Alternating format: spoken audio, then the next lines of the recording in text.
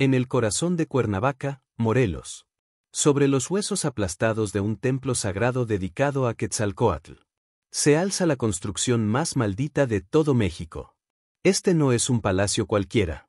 Es el monumento vivo a la ambición más salvaje, a la traición más fría, y al exterminio más calculado que jamás sufrió esta tierra.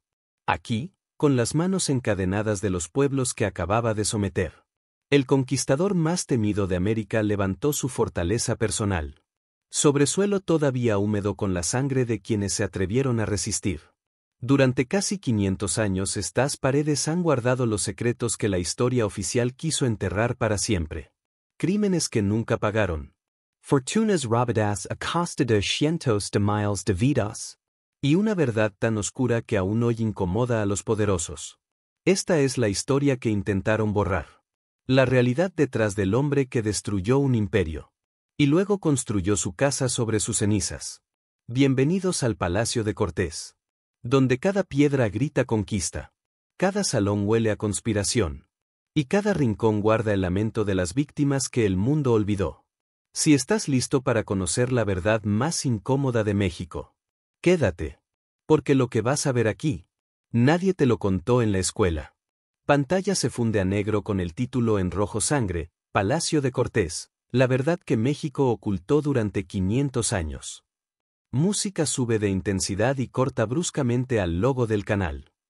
¿Listo para el bloque 2, YouTube Intro y CTI número 1? Dime y lo escribo ya mismo, con toda la energía y el gancho necesario. Ya estás dentro. Bienvenido al canal donde nadie más se atreve a contar la verdad completa. Si esta introducción te dejó con la piel de gallina, y es porque apenas estamos calentando. Suscríbete ahora mismo y activa la maldita campanita. Porque aquí no publicamos cuentos bonitos de la historia oficial. Aquí destapamos las tumbas que México quiso mantener cerradas. Y antes de seguir, dime en los comentarios, sin filtro, ¿tú ya conocías la verdadera historia del Palacio de Cortés? ¿Sabías que dentro de esas paredes se torturó, se escondió oro robado y se planeó el exterminio de pueblos enteros? Quiero leer. Tu comentario aparece en pantalla en los próximos videos. Habla claro, carajo, ahora sí. Vamos a entrar de lleno. Para entender por qué el Palacio de Cortés es el edificio más controvertido de México, primero tienes que entender al hombre que lo mandó construir.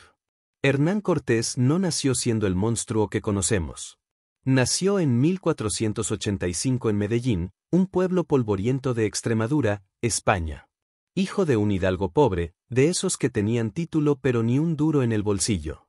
Su padre, Martín Cortés, y su madre, Catalina Pizarro Altamirano, soñaban con que el niño estudiara leyes y se convirtiera en alguien importante. A los 14 años lo mandaron a la Universidad de Salamanca, la más prestigiosa de España en esa época. ¿Y qué hizo Hernán? Duró 2 años. Se aburrió mortalmente. Prefirió las tabernas, las mujeres, las peleas y las apuestas. Regresó a casa con sífilis. Sí, ya tenía sífilis a los 16 años, según los cronistas. Y con la obsesión de cruzar el océano e irse al Nuevo Mundo, donde decían que los hombres se hacían ricos en meses. En 1504, con apenas 19 años, llegó a la Española, hoy República Dominicana. Empezó como escribano, como burócrata. Pero rápidamente mostró lo que realmente era. Un oportunista sin escrúpulos, ambicioso hasta la locura. Y con una habilidad enfermiza para manipular a la gente. Participó en la conquista de Cuba con Diego Velázquez en 1511. Allí se ganó la confianza del gobernador. Y también se acostó con su cuñada, Catalina Juárez, con la que se casó a la fuerza después de que Velázquez lo obligara. Para 1518 Velázquez lo nombra capitán general de la expedición a las costas de lo que hoy es México. Pero cuando Velázquez se da cuenta de que Cortés es demasiado ambicioso, demasiado peligroso, intenta cancelar la orden. ¿Y qué hace Cortés? Se ríe en su cara y se va igual. Sale del puerto de Santiago de Cuba en febrero de 1519 con 11 barcos. Más de 500 hombres, 16 caballos, algunos cañones. Y una orden real secreta que él mismo se inventó para justificarse después. Y aquí viene la leyenda que todos conocen, pero que hay que contar con toda su crudeza. En la costa de Veracruz, cuando algunos de sus hombres empiezan a dudar. A hablar de regresar a Cuba porque veían que esto era una locura. Cortés no solo quema los barcos. Primero los varó, los hizo encallar. Luego ordenó desmantelarlos completamente. Y finalmente quemó lo que quedaba. No dejó ni una tabla para volver. Y les dijo a sus hombres, según Bernal Díaz del Castillo que estaba ahí: aquí estamos, señores, y no hay más remedio que seguir adelante. Porque si volvemos, Velázquez nos ahorcará a todos. Y si seguimos, seremos los hombres más ricos y famosos del mundo. Ese fue Cortés. No era un genio militar entrenado. No era un noble de alta alcurnia. Era un delincuente con carisma. Un psicópata con visión estratégica. Un hombre que estaba dispuesto a sacrificar a cualquiera, indígena o español, con tal de conseguir lo que quería.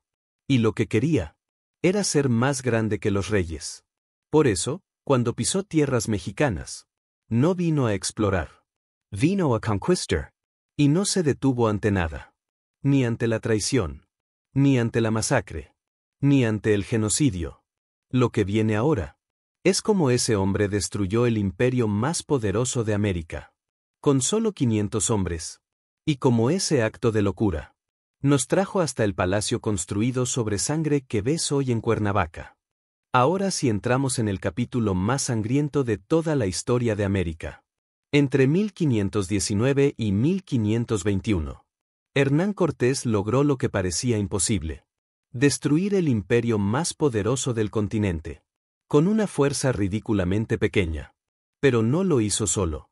Primero se alió con los tlaxcaltecas y otros pueblos que odiaban a los mexicas. Después de una batalla feroz en Tlaxcala, donde casi lo matan, Cortés convirtió a sus enemigos en aliados. Les prometió libertad y venganza contra Tenochtitlán. Y ellos le dieron decenas de miles de guerreros. También tenía a la Malinche, Dona Marina, la mujer nahua esclavizada que se convirtió en su intérprete, estratega y amante. Sin ella, Cortés nunca habría entendido las divisiones internas del imperio. Ella fue clave para manipular, engañar y dividir. Y luego llegó la viruela. En 1520, un esclavo africano infectado llegó con la expedición de Pánfilo de Narváez, enviado desde Cuba para arrestar a Cortés. La enfermedad se extendió como fuego en pólvora. Los indígenas no tenían defensas. Murieron cientos de miles.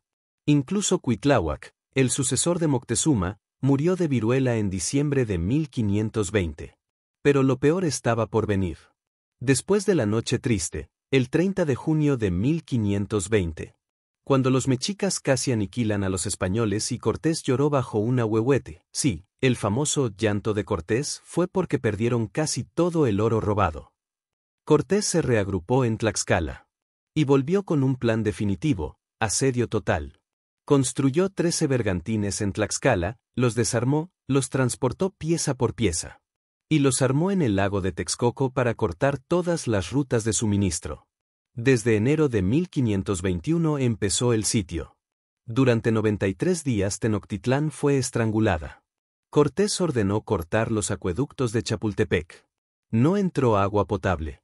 Destruyó sistemáticamente las calzadas. Quemó barrios enteros para crear zonas muertas. Los mexicas, liderados por Cuauhtémoc, resistieron con una valentía que aún hoy quita el aliento. Luchaban casa por casa, canal por canal. Usaban canoes para atacar de noche. Pero no había comida. No había agua limpia. Las crónicas indígenas, las que sobrevivieron, hablan de madres comiéndose a sus propios hijos muertos. De gente bebiendo agua podrida llena de cadáveres. De cuerpos apilados tan altos que bloqueaban las calles. Bernal Díaz del Castillo, que estuvo ahí, escribió: salimos a la calle y no podíamos andar sino sobre muertos y cabezas de muertos indios. Los canales estaban llenos de cadáveres, que hedían tanto que no había hombre que lo pudiera sufrir. Fray Bernardino de Sahagún recogió testimonios de sobrevivientes mexicas. Los españoles andaban por las calles buscando oro. Y a las mujeres las desnudaban y las registraban para ver si tenían oro escondido en el cuerpo. Cuando Tenochtitlán cayó el 13 de agosto de 1521, día de San Hipólito, por eso se fundó la Ciudad de México ese día. La ciudad más grande, más limpia y más avanzada de América. Era un cementerio flotante. Entre 150.000 y 240.000 personas murieron solo en el asedio. La mayoría civiles. Mujeres, niños, ancianos. Y eso sin contar los millones que murieron por viruela y otras enfermedades en todo el territorio. Esto no fue una guerra. Fue un genocidio. Cortés no conquistó Tenochtitlan. La borró del mapa. Ordenó demoler los templos, quemar los códices. Y usar las piedras sagradas para construir sus propias casas. Y en ese acto final de humillación, tomó las piedras del templo mayor. Y las del templo de Quetzalcóatl en Cuernavaca. Para levantar su palacio personal. El mensaje era claro. Los dioses antiguos están muertos. Yo soy el nuevo dios. Lo que viene ahora. Es como Cortés construyó su fortaleza sobre las ruinas sagradas. Y la convirtió en el centro de un nuevo imperio de terror. Después de borrar Tenochtitlán del mapa, Cortés podría haberse quedado en la nueva Ciudad de México. Podría haber ocupado cualquiera de los palacios que quedaban en pie. Pero no. Él quería algo más. Quería un símbolo tan brutal, que nadie, ni indígena ni español, pudiera olvidarlo jamás. Y para eso eligió Cuernavaca. Los mexicas la llamaban Cuauhnáhuac, que significa junto a los árboles o en la orilla del bosque. Era un lugar sagrado desde siglos antes de los aztecas. Aquí los toltecas ya veneraban a Quetzalcóatl. Aquí los tlahuicas tenían su capital. Y cuando los mexicas conquistaron la región, convirtieron Cuauhnáhuac en su jardín privado. Moctezuma mismo tenía aquí residencias de descanso. Los nobles venían a bañarse en sus aguas termales. A disfrutar del clima perfecto, ni frío como el valle, ni calor como la costa. Y a realizar rituales en el templo principal dedicado a Quetzalcóatl. La serpiente emplumada. El dios de la sabiduría, el viento y la vida. Era un lugar de poder espiritual. Y Cortés lo sabía perfectamente. Sabía que construir su palacio exactamente encima de las ruinas del templo de Quetzalcóatl no era solo práctico, aunque lo era, estaba a solo un día de caballo de la Ciudad de México. Y controlaba las rutas hacia el sur y el Pacífico. Era un mensaje. Un mensaje escrito con sangre y piedra. Tu Dios está muerto. Yo lo maté. Y ahora vivo en su casa. Imaginátelo. Los indígenas de la región, que ya habían sido sometidos, obligados a ver como sus lugares más sagrados, eran profanados, demolidos y convertidos en la base de la casa del hombre que los esclavizó. No fue casualidad. Cortés eligió ese sitio exacto en 1522 a 1523, cuando todavía olía a humo la caída de Tenochtitlán. Mandó exploradores. Le informaron del clima perfecto, de los manantiales, de la fertilidad de la tierra. Pero sobre todo le hablaron del templo. Y él sonrió. Porque entendía el poder de los símbolos mejor que nadie. Construir ahí era decirles a todos los pueblos sometidos: resistirse es inútil. Hasta vuestros dioses se rindieron ante mí. Era dominación total. Militar, política, económica. Y sobre todo espiritual. Por eso el Palacio de Cortés no es solo una casa bonita en un lugar bonito. Es un acto de guerra psicológica convertido en arquitectura. Es la bandera española clavada en el corazón mismo de lo que fue sagrado. Y cuando veas las fotos aéreas actuales, verás que el palacio está literalmente encajado sobre las plataformas y basamentos del templo prehispánico. Las excavaciones del siglo XX lo confirmaron. Debajo de los muros de Cortés están los restos del Teocalli de Quetzalcóatl y cientos de esqueletos con marcas de violencia colonial. Cada piedra que pisó Cortés fue robada de un altar indígena. Lo que viene ahora es cómo se construyó esta fortaleza, con las manos de miles de esclavos, que murieron sin que nadie recuerde sus nombres. La construcción del Palacio de Cortés comenzó en 1526. Apenas 5 años después de que Tenochtitlán fuera reducida a cenizas. Cortés lo supervisó personalmente. Trajo arquitectos y maestros de obra españoles. Pedro de Barrientos, Juan de Salinas, y otros nombres que sí aparecen en los documentos. Querían una fortaleza-palacio que combinara la elegancia renacentista europea con la brutalidad de una prisión militar. Pero las manos que realmente lo construyeron no fueron españolas. Fueron miles y miles de indígenas tlahuicas, nahuas y de pueblos cercanos. Bajo el sistema de encomienda que Cortés perfeccionó hasta convertirlo en esclavitud pura. Oficialmente, la encomienda era protección española a cambio de trabajo. En la realidad, Cortés se quedó con toda la región de Cuernavaca como su marquesado personal en 1529. Y sí, el rey Carlos V se lo concedió, 23.000 vasallos indígenas, más de 80 pueblos. Eso significaba que todos los habitantes eran su propiedad privada. Los obligaron a demoler su propio templo de Quetzalcóatl, piedra por piedra, con sus propias manos. Luego los mandaron a las canteras de Tetela del volcán Yautepec, a extraer la piedra tezontle roja y la piedra volcánica negra, que ves hoy en los muros. Bloques que pesaban cientos de kilos, transportados en literas humanas, sin ruedas ni animales suficientes. Sin pago, sin descanso, sin comida adecuada. Los capataces españoles marcaban a los trabajadores con hierros calientes. Si no cumplían la cuota diaria. Las mujeres también trabajaban, cargaban agua, preparaban comida. Y muchas eran violadas sistemáticamente por soldados y overseers. Las enfermedades hicieron el resto. Viruela, sarampión, tifus. Llegaban con los españoles y arrasaban poblaciones enteras, que no tenían defensas inmunológicas. Los cronistas de la época, incluso los españoles, admiten la matanza. Fray Toribio de Benavente, Motolinía, escribió en 1530 que solo en los primeros años de la conquista murieron más de 4 millones de indígenas en todo México. Por enfermedades, trabajo forzado y violencia directa. En Cuernavaca, durante la construcción del palacio. Los cálculos más conservadores hablan de varios miles de muertos. Solo en esa obra. Cuando alguien caía exhausto o moría. No había ceremonia. No había nombre.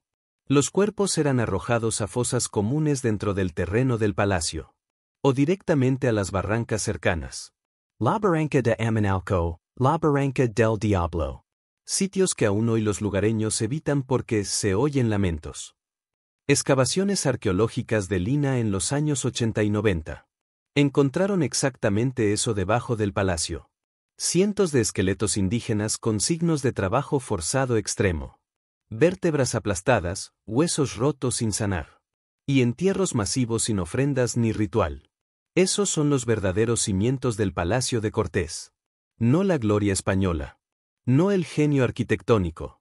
Sangre y huesos indígenas. Y lo peor es que Cortés lo sabía perfectamente. Vivía aquí mientras se construía. Veía los cuerpos caer. Y seguía exigiendo más. Porque para él, los indígenas no eran personas. Eran herramientas. Y cuando la fortaleza estuvo lista alrededor de 1530-1535. No era solo una casa lujosa. Era una máquina de guerra diseñada para aplastar cualquier rebelión. Y recordarle al mundo quién era el nuevo amo. Lo que viene ahora es como era el palacio por dentro. Una fortaleza inexpugnable por fuera. Y un infierno perfectamente organizado por dentro. Cuando la construcción terminó alrededor de 1535, el Palacio de Cortés no era una residencia cualquiera. Era una fortaleza militar disfrazada de palacio renacentista. Diseñada para resistir cualquier levantamiento indígena. Y para gritarle al mundo: aquí mando yo, y nadie me toca. Vamos a entrar. Los muros exteriores, piedra volcánica negra y tezontle rojo. Extraída directamente de las ruinas del templo de Quetzalcóatl. Más de 2 metros de espesor en algunos puntos. Tan gruesos que resistieron terremotos, guerras y 500 años de historia. Las ventanas, pequeñas, altas, estrechas. No eran para luz o aire. Eran troneras. Aspileras perfectas para desperar arquebuses o balestas. Sin que el enemigo pudiera responder. La puerta principal, un portón masivo de madera de oyamel reforzada con hierro. Con un puente levadizo real que se podía subir en minutos. Detrás había un rastrillo de hierro que caía como guillotina. En las 4 esquinas, torres de vigilancia circulares. Desde donde los centinelas veían todo el valle. Cualquier movimiento sospechoso en los caminos de Acapantzingo o Chapultepec se detectaba a kilómetros. El mensaje era clarísimo. Esto no es una casa. Es una prisión para todos los que están afuera. Y para muchos de los que están adentro. Ahora entremos al interior. Planta baja, el centro de operaciones del terror. Aquí estaban las oficinas administrativas. Salas llenas de escribanos españoles contando tributos. ¿Cuántos sacos de cacao? ¿Cuántas mantas de algodón? ¿Cuántos indígenas habían sido repartidos como ganado? Aquí se guardaban los libros de encomienda. Listas detalladas de pueblos enteros que pertenecían a Cortés y sus capitanes. Documentos que aún existen en el Archivo General de la Nación. Y que muestran nombres indígenas reales. Personas convertidas en números. Había una sala de audiencias enorme. Cortés se sentaba en un trono elevado. Y desde ahí decidía la vida o muerte de miles. Sin que nadie pudiera apelar. Sin jueces. Sin leyes. Solo su palabra. Subamos al segundo piso. Aquí estaba el mundo de Cortés. Aposentos privados lujosos. Pisos de madera importada de España. Tapices flamencos que valían fortunas. Muebles tallados traídos de Sevilla. Y por todas partes, oro y plata azteca fundida en platos, copas, cruces. Su dormitorio principal tenía una vista directa al Popocatépetl. Y balcones desde donde podía ver a sus esclavos trabajando en los jardines. Comía en vajillas de oro robadas a Moctezuma. Dormía en camas con doseles de terciopelo. Y mientras tanto, abajo, en los sótanos y construcciones anexas sin ventanas. Los indígenas que mantenían todo eso. Cientos de sirvientes viviendo en cuartos húmedos. Sin luz, sin ventilación. Encadenados por las noches para que no escaparan. Cocineros, limpiadores, jardineros, mozos de cuadra. Mujeres que además de trabajar eran usadas sexualmente. Por Cortés, sus capitanes y soldados. No tenían nombre. No tenían derechos. Y si uno moría, lo reemplazaban como quien cambia una herramienta rota. Este era el contraste que definía el palacio. Arriba, el paraíso del conquistador. Abajo, el infierno de los conquistados. Todo perfectamente diseñado para que Cortés se sintiera Dios. Y para que los indígenas nunca olvidaran que eran menos que nada. Desde aquí, desde estas mismas salas, Cortés planeó las campañas más brutales de la colonización temprana. Y eso es exactamente lo que viene ahora. Desde estas mismas salas que acabas de ver. Desde este palacio que Cortés llamaba mi casa de Cuernavaca. Se planeó y se ordenó una de las etapas más salvajes de la colonización temprana. Este no era solo un lugar para vivir. Era el cuartel general del terror sistemático. Aquí Cortés se sentaba con sus capitanes, Pedro de Alvarado, Gonzalo de Sandoval, Cristóbal de Olid. Y trazaba mapas de las regiones que aún resistían. Aquí se decidía qué pueblo sería pacificado la próxima semana. Y pacificar significaba una cosa muy clara. Si no se sometían voluntariamente, se aplicaba el fuego y la espada. Las tácticas eran siempre las mismas y eran brutales por diseño. Primero enviaban mensajeros exigiendo tributo y sumisión total. Si no llegaba respuesta inmediata, salían las columnas españolas desde el palacio. 200 a 300 hombres a caballo, con perros de guerra, arcabuces y aliados indígenas que ya estaban domesticados. Llegaban al pueblo de noche o al amanecer. Quemaban las casas con la gente dentro. Ejecutaban públicamente a los líderes. Unos ahorcados en la plaza. Otros quemados vivos.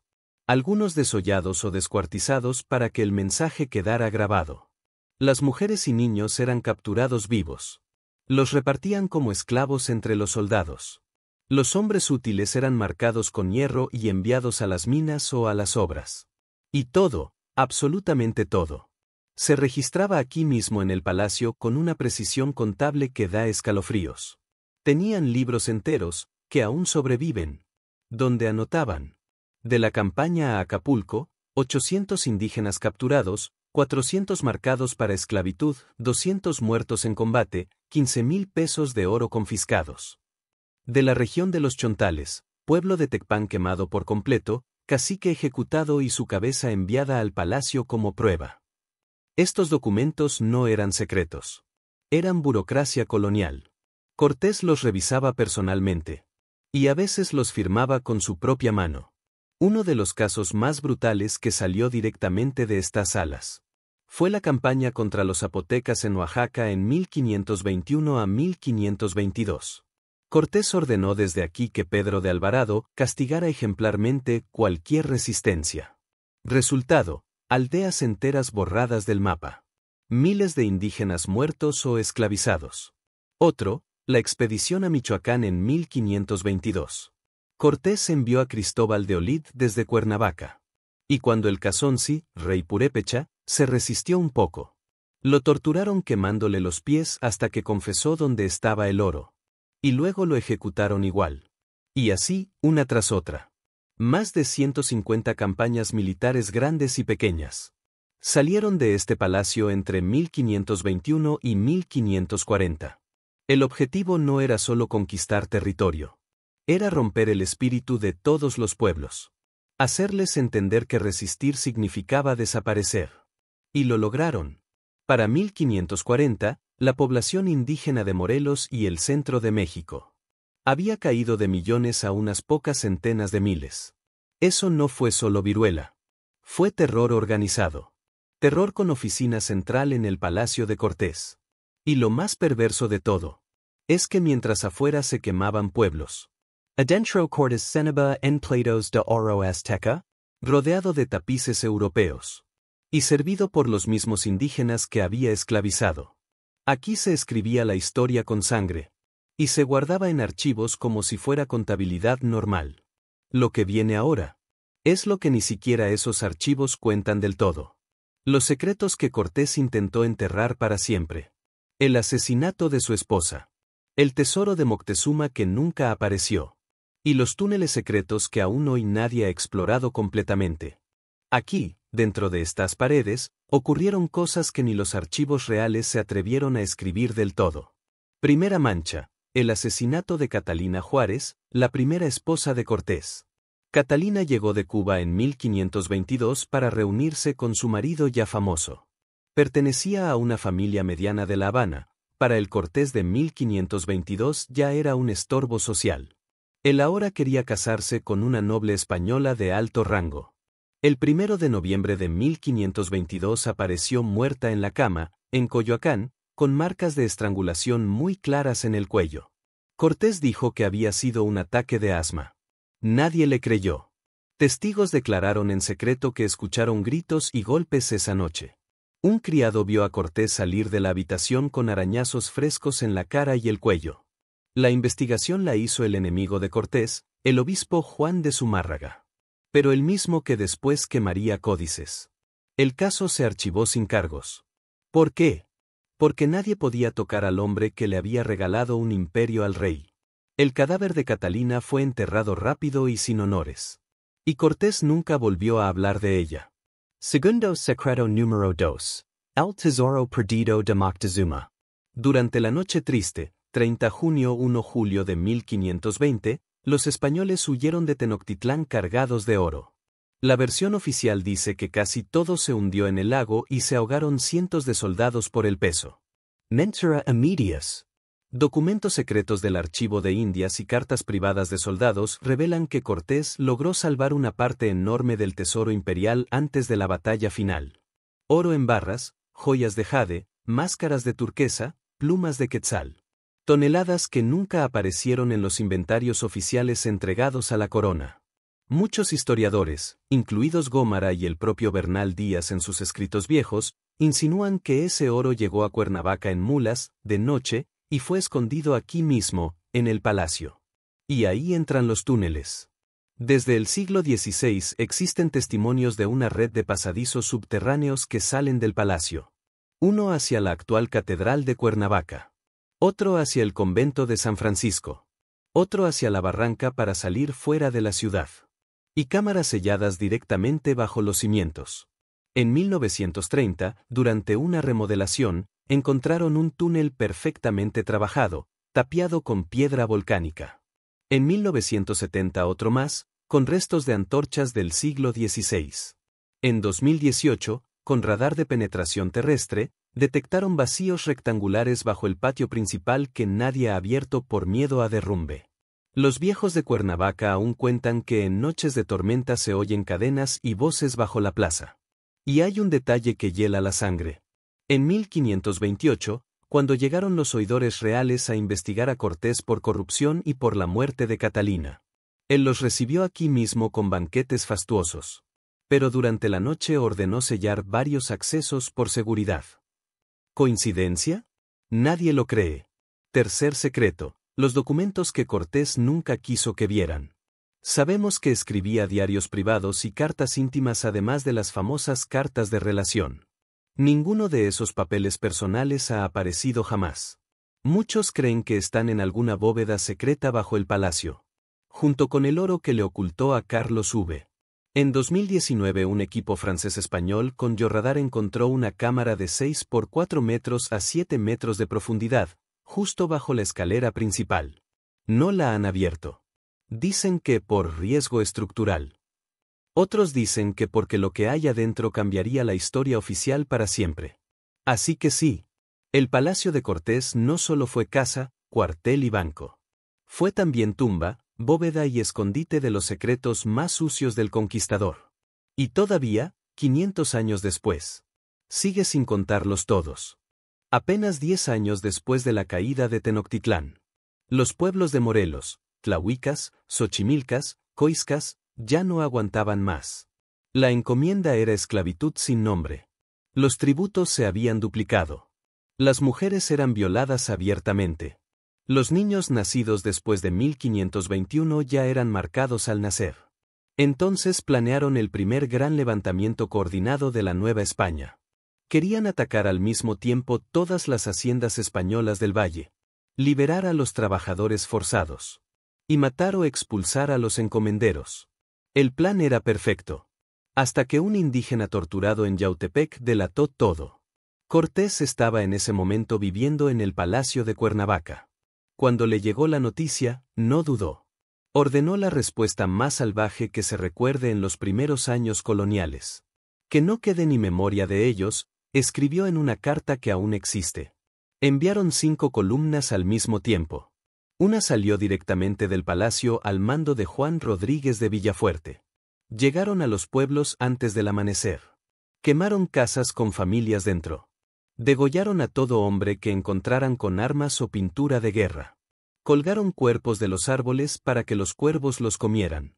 Pero lo peor ocurrió aquí, en este patio que hoy pisas como turista. Los líderes capturados, más de 40 caciques y principales, fueron traídos vivos al Palacio de Cortés.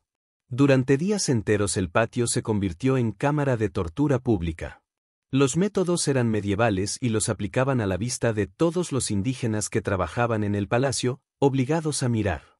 El potro, estiraban los cuerpos hasta dislocar hombros y caderas. La rueda, quebraban sistemáticamente brazos y piernas con mazos. El agua, metían la cabeza en barriles y vertían agua hasta casi ahogarlos, una y otra vez. Hierros al rojo, quemaban plantas de los pies, pechos y genitales hasta que confesaran nombres de otros conspiradores. Fray Bartolomé de las Casas, que visitó Cuernavaca poco después, escribió: «Vi con mis propios ojos cuerpos colgando de las almenas. Otros todavía vivos los bajaban para seguir atormentándolos. El hedor era tal que no se podía pasar cerca del palacio. Cuando ya no quedaban nombres que sacar, los ejecutaron a todos. Unos decapitados. Otros quemados vivos en el centro del patio. Las cabezas las clavaron en picas alrededor de la fortaleza, para que todo el valle las viera durante meses. Después de esa semana, nadie volvió a levantarse en Morelos en más de 200 años. El mensaje había sido recibido.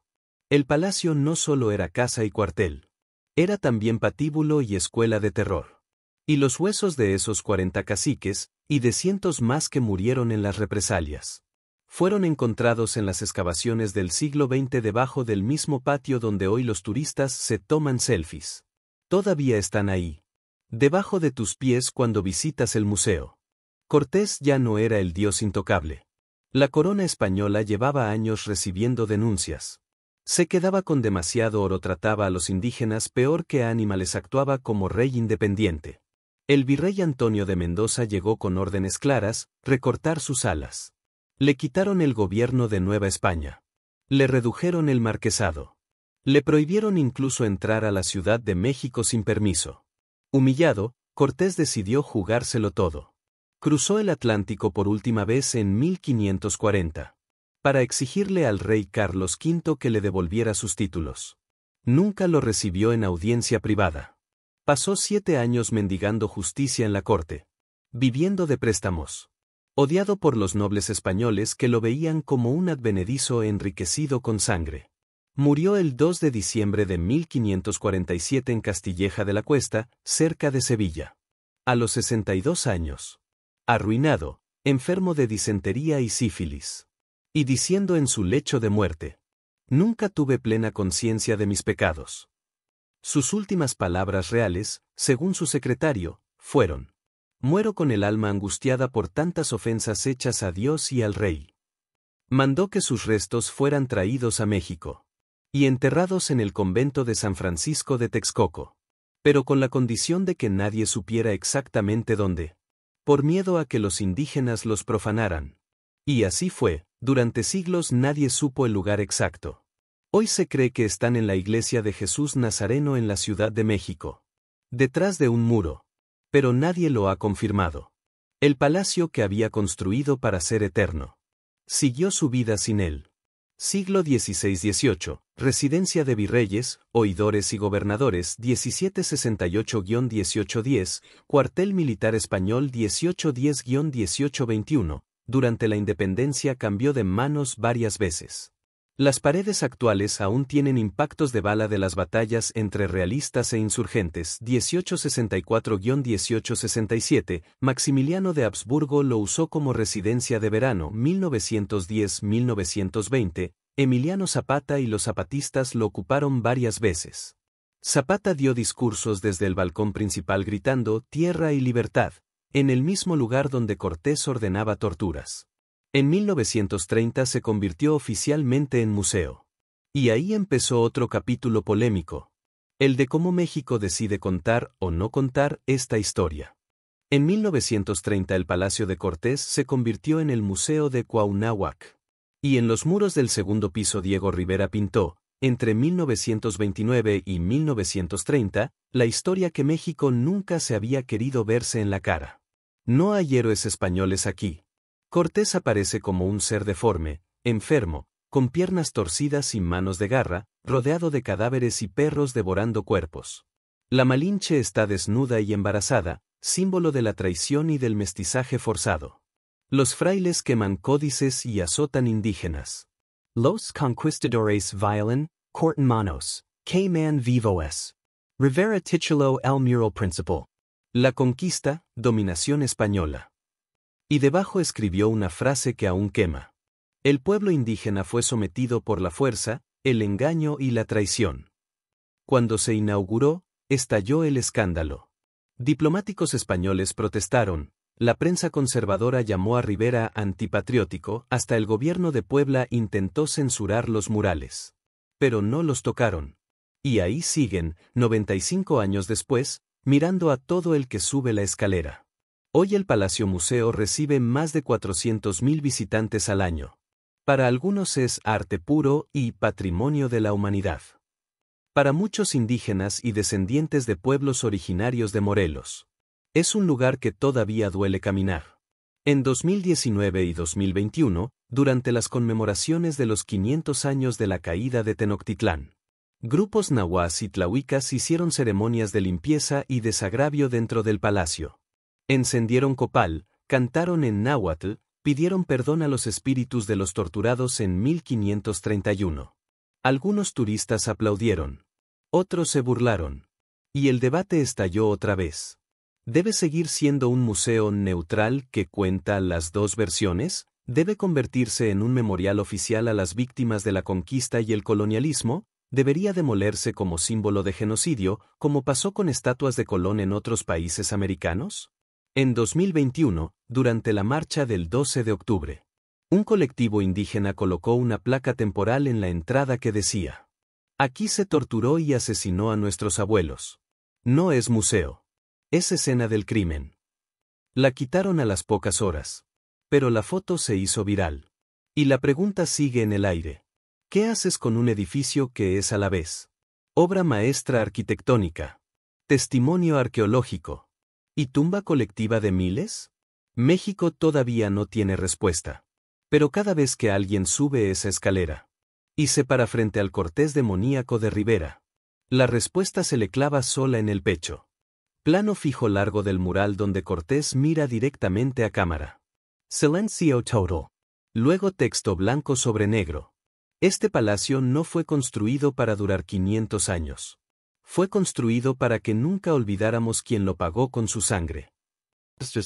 500 años después, el Palacio de Cortés sigue de pie. No porque sea bonito. No porque sea antiguo.